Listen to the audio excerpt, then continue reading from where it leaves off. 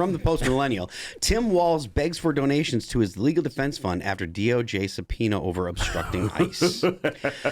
Minnesota Governor Tim Walz has started raising money for a legal defense fund after the Department of Justice subpoenaed Walz, Minneapolis Mayor Jacob Fry, and others for allegedly conspiring to impede law enforcement. This also comes as there has been a massive fallout from a fraud scandal that has plagued Minnesota. In a message sent out to supporters, Walz said, "Tim Walz here. Last week, the federal government opened an investigation into me. This comes just weeks after a federal ICE agent fatally shot Renee Good in Minneapolis." Now, that is pretty gross. Jeez. That fact that he's bringing up Renee Good's death as a way to raise money.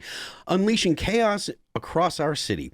Rather than taking accountability and working to turn down the temperature, Donald Trump and his administration are fanning the flames by targeting me for demanding transparency and answers. That's not true at all.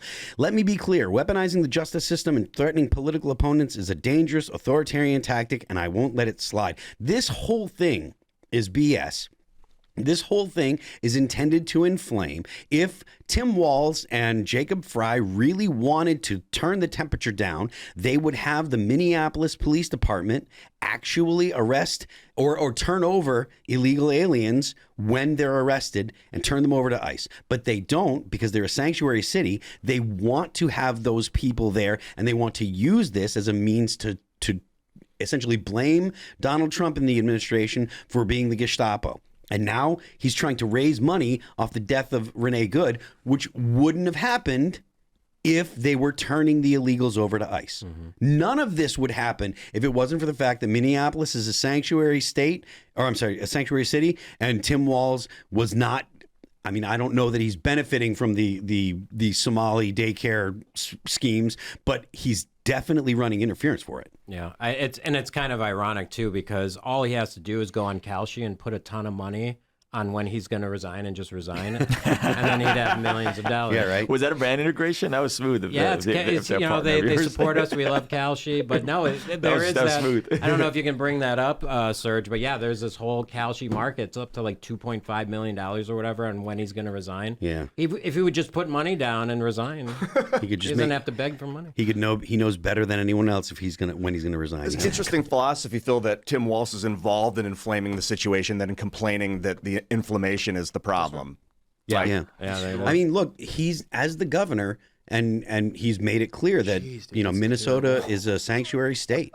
And so that means, and what a sanctuary state means is we don't cooperate with the federal government when it comes to deporting people. I got to ask you, Ruslan, how do we? I mean, you seem like you see both sides pretty clearly, or different directions you can pivot and see around in 360. Like, some people seem to think it just being here makes you a criminal. Like you were saying earlier, we have to get the criminals out. You were indicating violent criminals, like rapists, murderers, things like that. But some people do believe if you're here illegally, you must be out. You must get them out. Other people are like, this area is for those people if they're peaceful.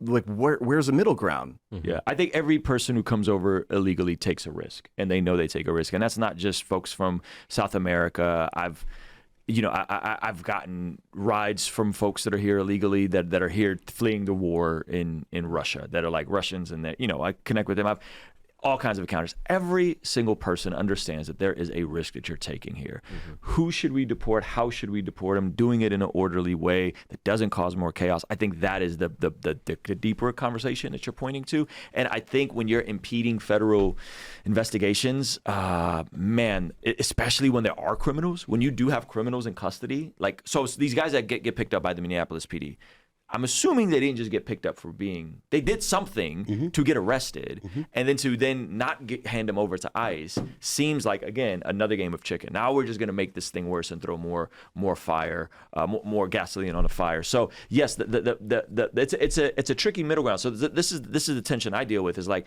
I can embrace someone's dignity as a human, and the person that came over here illegally to flee the war in Russia, and yet they have kids and wife back home, and they're trying to figure out how to get a lawyer. Like, I could have humanity and compassion for that person in the moment, while also holding the tension of, you shouldn't have done that. See, I wish you hadn't done that. I wish you would have went through a legal process to figure out a way to get over here, or found a sponsor. That's an interesting position, because it's like, even, let's say Tim's right and there's a civil war here, right?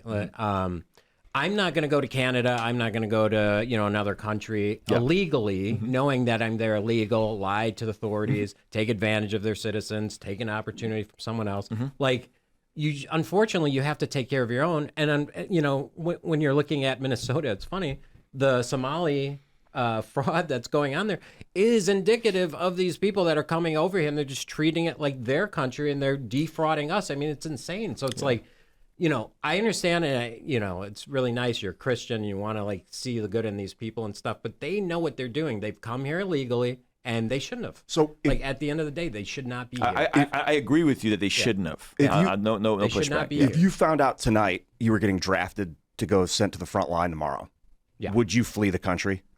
This is a completely different. Because that's what some of these people are doing in Russia and in Ukraine. Well, they're also fleeing from. Okay, so like, is our country under threat? If it's just all of a sudden they're like frontline warfare is about to break out, you're drafted. Report tomorrow morning. The Russian guys that I met, that was their position. Was like, I don't want to go fight Putin's war. This thing in Ukraine is stupid. This is a great position because I don't think drafts and ground troops are even a thing anymore. I think the fact that we have nukes and the weapons that we have. Right. Why the fact of the weapons that we have these days, like truly, if you're fleeing like a nuclear bomb or whatever. Like that's a whole different discussion. But I mean, it's a good question. I think you have to take care of your country. You have to fix your country. You can't just flee and be like, oh, I'm going to go take advantage of a different country. I don't think you can. It's like fleeing is different than taking advantage. Like if you're being drafted to fight a war you don't believe in, and it's the casualty rates are astronomical. Like, I would flee. I'm telling you right now. I'm not fighting some stupid war right now. It's like you're breaking into someone else's house, and it's like that's not your house. It's not your property. It's not your territory. Like if it's granted, the Russians are in a different position than the Ukrainians. Right. But in your hypothetical, is it someone invading the United States? Yeah, exactly. So if it's someone invading the United States, I'm going to fight. If it was an invasion, if someone's invading my country, I'm going to fight. Now, is it the United States? Yeah, think of it the other way around. The United States invading Canada Mexico, for instance, Canada, trying to take Canadian territory? I mean, look. When it comes to the United States, it's a really tough hypothetical to even entertain just because the United States, the military power that the United States is, it would be a totally different thing than what is going on in the Ukraine and Russia, right? Yeah. With Russia, like they are largely seen to be a paper tiger. They were, people were saying that it was going to take a few days or a couple of months before they would take Ukraine. And because of funding from the U.S. and other European countries, Ukraine's really been able to stand up.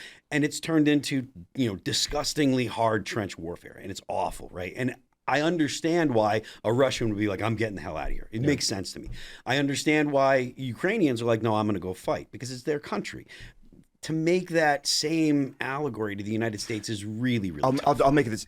I'll try and bind the gap. So if another candidate became president and they were like, yeah, we're escalating in the Ukraine and we're issuing a draft, we're going to send you to the Ukraine tomorrow. The United States would not do They wouldn't send them to Vietnam until they did. So if it were Venezuela, let's say Venezuela, they were sending you to the mountain, to the jungles. Well, obviously. Would you flee? Would you go somewhere illegally tonight if you're going out, getting sent to the front line tomorrow? Again, I don't think you can. You can't abandon your own home and you can't break into someone else's house. And it's interesting with the Ruslan because you are an immigrant, and typically the people that come here and do everything right and legally and stuff, they're actually the most upset about illegal immigrants because they have completely cut the line. They've taken advantage of the whole process. I mean, how long was your process that you have to go through? It was months in the process. I mean, we came as refugees, so we got asylum status. Fair. So but just imagine those that have to go through years and years of like becoming American citizens. I mean, that is part of the issue with that whole situation. Even immigrants hate illegal immigrants. So you said you can't abandon your home and you can't break into someone else's house, but you can. And that's you you can literally you can. Right. Arguably, if you're fleeing, a war, maybe it's not so much cowardice as it is survival. Well, then you have to do it the right way. You have to go through the proper channels in that other country to say, hey, I'm no longer an American. I'm giving up my citizenship. I want to join you now, Russia or China or Canada or where the hell you're going. Like you have to do it the right way. You can't just invade their country. Often, and I don't want to speak with too much certainty on this, but often, at least the Russians that I know that are come over, get an attorney and try to go through some sort of legal process. Yeah. And again, I don't know the particulars, but I know they're not. There's a plan in place because they're like, hey, I want to bring my wife and kid over. Like I have a whole, play here at some point. There's a lot of the illegal immigrants that really, rub people the wrong way, rub Americans the wrong way. They have this this concept in their head of they're working here and they're sending money back, right? So as opposed to I'm here and I'm trying to build a better life for me and I'm going to bring my family. Actually, I'm just here to work and I'm going to send money back home. Extract the wealth. Which is wealth extraction, and the Americans have a problem with that. And I agree, and I think that's whack. And I think, there's connection to Somalian money being sent over that went on to fund terrorist organizations. So I think that's terrible. I think perhaps the broader question, the deeper question is the type of immigrant that's coming over. Are they coming to assimilate to Western values, to Western culture, to learn the language? We came over and we all learned the language, right? And you guys were like, you can't even tell an accent on me. So we came over, we assimilated. I am an American through and through, right? I'm a citizen, but I understand that there are going to be people that come over from cultures that are not congruent with Western values. And typically people like you actually hate the illegal immigration more because of how difficult it was for you and your family. And to your point, I think that's one of the things that most Americans have a problem with, right? Yes. Like if you come to the United States and you become an American, you leave the old country behind, you assimilate. Like most Americans, the vast majority of Americans are like, that's fine, that's cool. Whether or not there are some people on the far right that are like, no, we don't want to have any immigration or whatever. And even though I have a pretty hardline stance on immigration and on future immigration, the whole point is to get the people that are here, or at least from my perspective, the whole point is to get people to assimilate, become Americans. If you become an American and stop thinking of yourself as a member of the culture you came from or the home that you came from, and you've actually internalized our values, and you really do believe in the things that make America the country that it is, and have put us in the position globally that we're in, then I'm fine with it. I don't, it doesn't matter. So when I worked at an after-school program years and years ago, I've met multiple people like that have been here since they were babies, that are American. You would meet them and you would not know that they were undocumented or whatever. They've been here since they were babies. They're American through and through, right?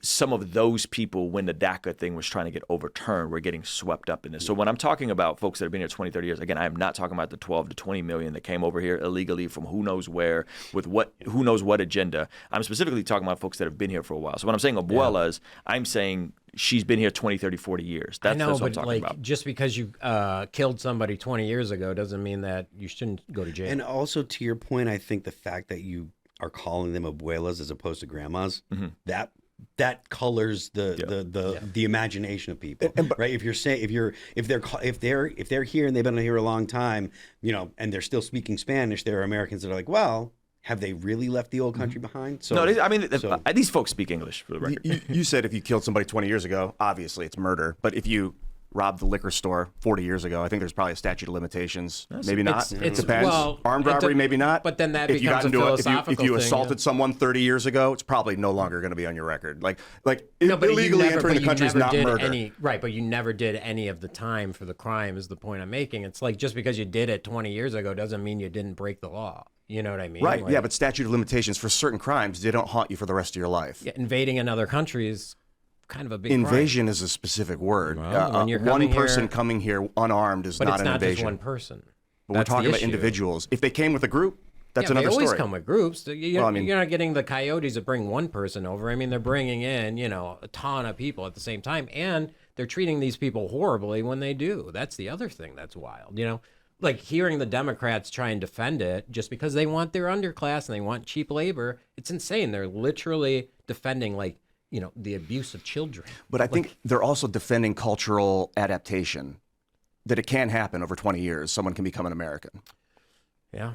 I mean, all I'm saying is there's a big, large, percentage of the MAGA base that is just done with it. And kind of to Phil's point, he's made this argument on the moratorium of immigration because the immigration process has been, completely taken advantage of for so long, and millions of people have come in. It's like, we're full now. We talked about optics a little bit and earlier about the optics of ICE. And I think that the thing that upsets people is the optics of, Minnesota's changed their flag.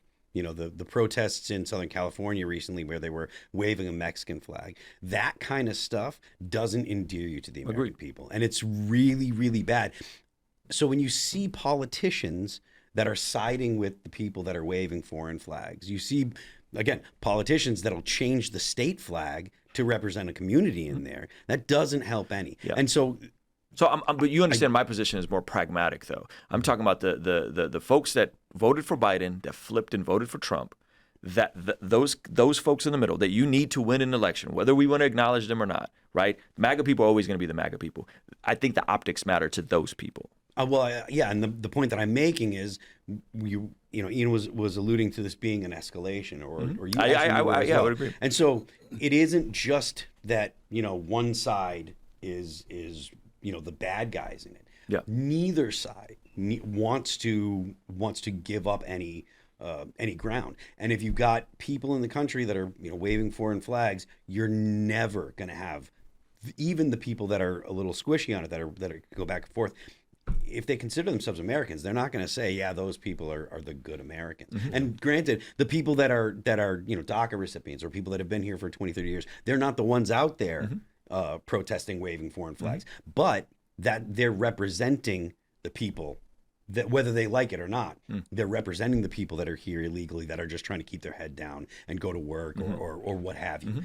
So this the escalation on both sides, it's a bad thing for the DHS to be heavy-handed, but largely, to your point earlier, they're letting the guys that are nonviolent go. If that's the case, then the problem actually isn't that DHS is too heavy-handed. It's that the way it's being cast in the media, and I would say the left-leaning media, but they're the ones that are trying to escalate. Agreed. They're the ones that are inflaming things. So I think in the Walz case, can we all just agree that he definitely was getting funds from that fraud and he should be arrested? I think at least he was complicit. Yeah. I think he knew what was going on. Yeah. Yeah. I think this dude, he is such a goof, in my opinion, through and through. People forgot in COVID, remember when he started that phone line where people could call in and report their neighbors? Yeah. Whoa. Snitching on their neighbors. So if they were going outside or having parties or whatever. Yeah, Walz did Stop it. it. Yeah. He's a horrible person. There was they had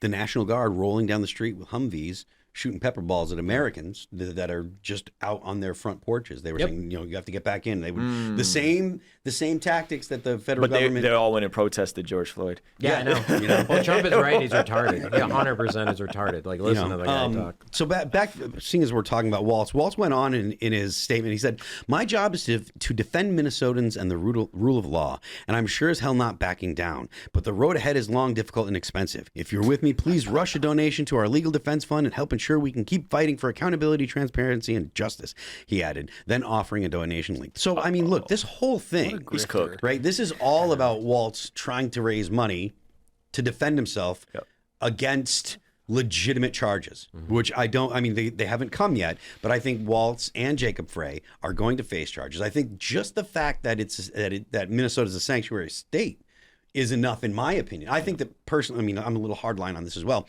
If you're a sanctuary state, I think the federal government should shut off all funding until you come in full compliance with federal law about immigration. Yeah, and I also think he's raising because he knows other charges are coming that are related to that Somalia stuff. Yeah, I mean, look, if he is in any way, complicit or if he's been taking any money from that or making any money off it, I mean, toss the book at him, And I think that everyone's probably in agreement here. I don't know that Ilhan Omar is. I think that crimes that she may have committed are totally separate from the Somali. You don't think she knew about the fraud? It's like literally her culture. Oh yeah, but where she's a representative? She's the congressional representative from Minnesota, right? Yeah. Yeah. Okay. All right. So maybe she did. So fair enough.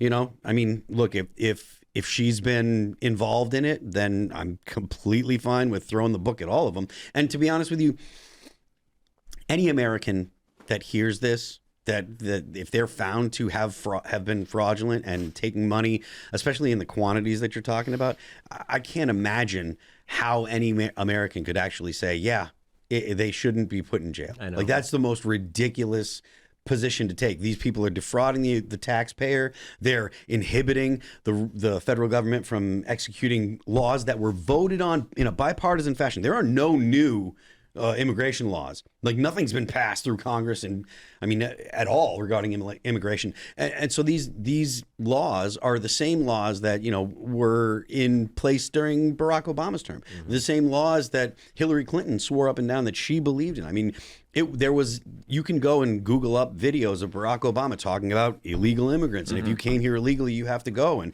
Hillary Clinton saying, if you're here illegally, you have to go. So these ideas are bipartisan, and only now, recently, in the past few years, has it become verboten for the Democrats to deport people. Biden was like the first vacant president where he just said, "Yeah, come on, Serge." Like no other president ever commanded foreigners to surge the border. Well, he literally said, he surge the border when he was running for president in 2020. That was a direct quote. But I want to clear the air, though, because during a debate with Donald Trump, he said he was like, "No, I would say people need to surge the border." Yeah. Literally. Yeah. But like come over? Yeah. Oh, I want to clear the record, though, because a lot of people say Obama was the deporter in chief, but his numbers are better than Trump's. That's BS. They were deporting people. They were coming right back. No, well, not only that, they part of the reason why the numbers were high is because people that would come to the border, when they turned them away, they would count those as deportations. Yeah, that. So and they would just come back. That's not quite a They turn you away 50, 50 Trump has times made in a it day. It's clear. like 50 more deportations. Yeah, Trump has made it clear you're not I do know. getting I it. do know someone. I do know someone personally whose dad was deported by Obama.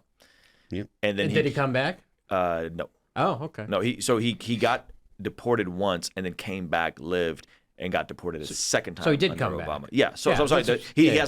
hasn't been back since. He hasn't been back a third time. Yeah. It's probably because he wouldn't be able to get in now. That's what I'm saying. Trump has made it clear. Like the Democrats will say, "Oh yeah, we'll get him out," but then they come right back. You know what I mean? And again, we talked about this the other night. The administration is offering $2,600 to anyone that says, "I'm going to get the app for my phone and I'm going to self-deport."